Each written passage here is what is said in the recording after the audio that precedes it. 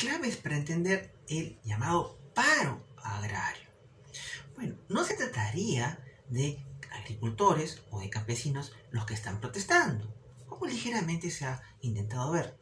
Estamos hablando de jornaleros o personas que hacen labor en el campo y que no se dedican a esto de manera exclusiva, sino que justamente en épocas de intensiva mano de obra, como siembra y sobre todo cosecha, se aproximan a las zonas de influencia donde está esta gran agroindustria para buscar un trabajo temporal, por días o por semanas.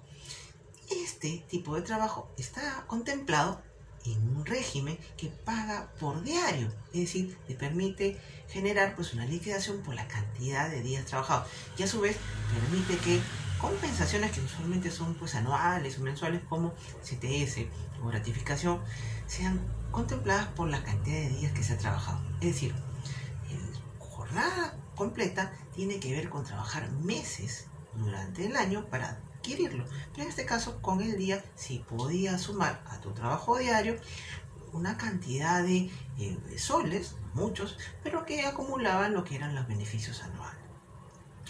Personas que están acá no necesariamente son especializadas en la labor agraria, porque tienen que ver con labores intensivas, usualmente estar en grandes campos y hacer ciertas labores rutinarias.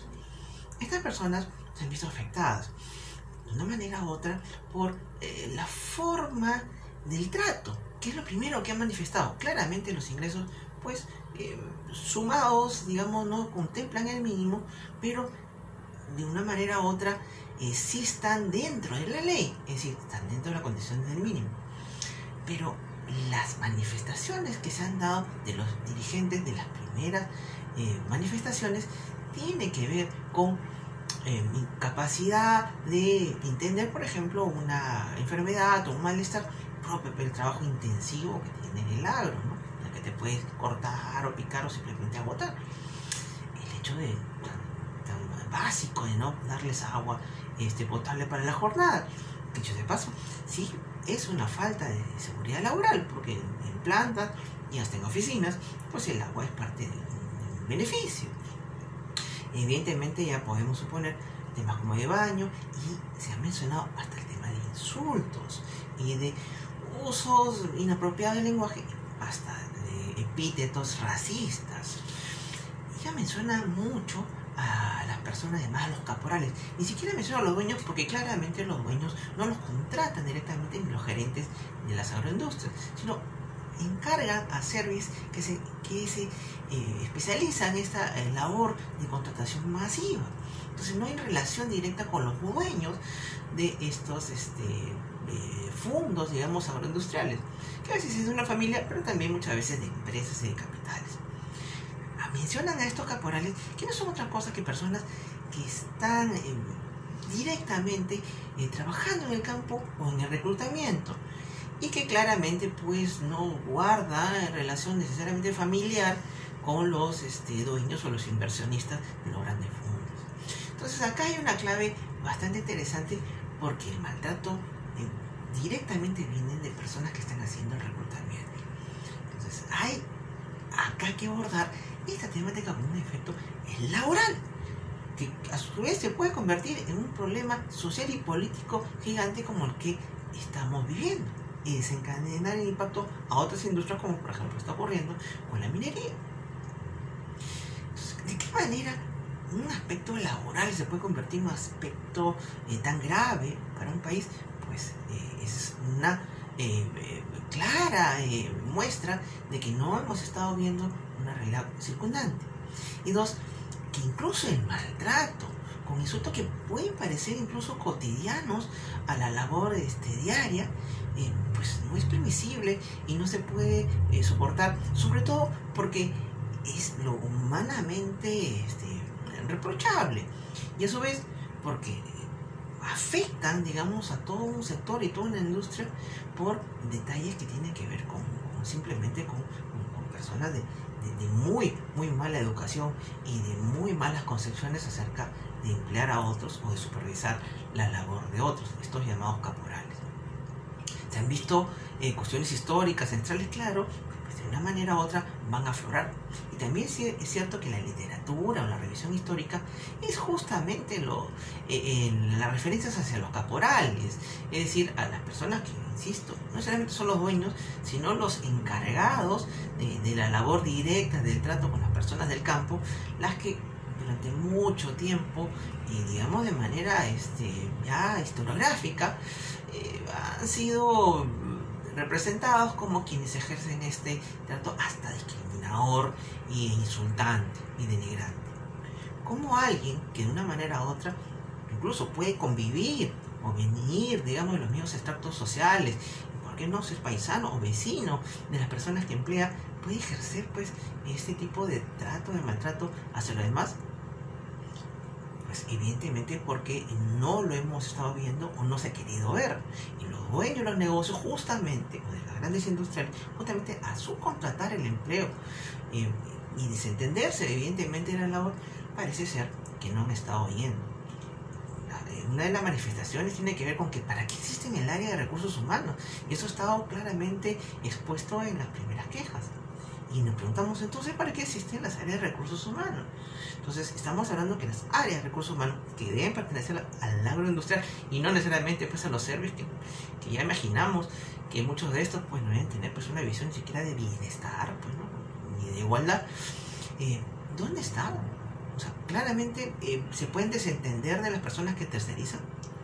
Pueden de una manera u otra suponer por no tener relación directa o por estar outsourcing no tienen responsabilidad sobre el bienestar justamente de toda la organización. Vamos a decir algo que no necesariamente es romántico. Estamos hablando de alimentos y estamos hablando de alimentos que pasan por certificaciones universales, ¿no? No solo de inocuidad alimentaria, no solo de procesos, sino también de buenas prácticas laborales y de comercio justo. Y es un producto alimenticio. Y sí, los productos alimenticios deben ser cuidados hasta del maltrato y de la forma, porque es algo que inmediatamente se consume. Y eso no es esoterismo, eso es básicamente que hay una relación entre el alimento y el trato que recibe para que este producto sea absolutamente adecuado. Entonces, y dentro del modelo organizacional completo está evidentemente pues el involucramiento de las personas, que por una cuestión pueden no estar en planilla directa, pero que también siguen siendo nuestros trabajadores. Y así será también con los proveedores, incluso con los distribuidores, aunque digamos no pertenezcan a la organización. Eso es un criterio de gestión moderna, por no decir evidentemente algunas fases poder tecnificarlas, ¿no? Que sí, que definitivamente pues podría afectar el empleo, pero que también es cierto que tiene que ver con una mirada pues de innovación, ¿no? Y más moderna de la gestión. Este caso pues ha revelado muchos problemas que tenemos como país cara pues a 200 años de república, lo que justamente tiene que ver con la explotación, es un término curioso, pero explotación del agro, ¿no?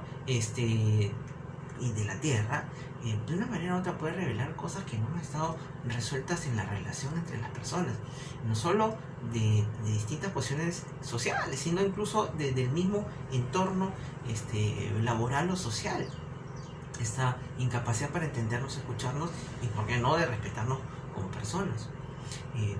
Por ejemplo, el caso de Villa Curí, que está en Ica, le llaman el barrio chino porque confluyen diferentes poblaciones, por ejemplo, pues del sur del país, de la selva misma. Hay gente incluso de pueblos originarios selváticos que llegan ahí, y también pues hay extranjeros, y que justamente se llama chino por la confluencia de personas que provisionalmente y en ciertas épocas del año se congregan en esta zona en la búsqueda del empleo, donde llegan los buses y los reclutan.